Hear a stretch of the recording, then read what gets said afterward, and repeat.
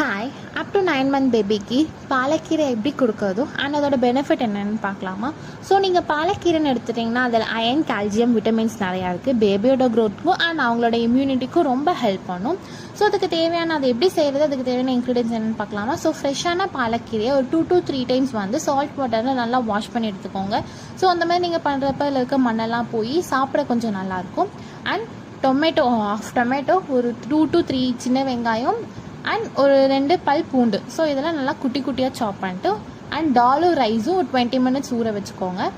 அப்புறம் ஒரு குக்கரில் பட்டர், கீ, நெய் எது வேணால் நீங்கள் ஆட் பண்ணிக்கலாம். ஸோ நான் ஹோம்மேட் பட்டர் ஆட் பண்ணியிருக்கேன்.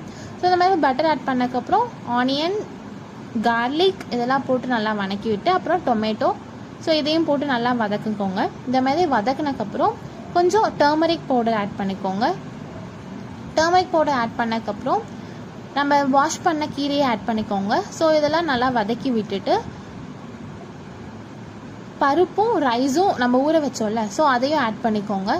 ஸோ ஆட் பண்ணிவிட்டு ஒரு 10 to 12 விசில்ஸ் விட்டிங்கன்னா நல்லா கொலன்னு வெந்துடும்.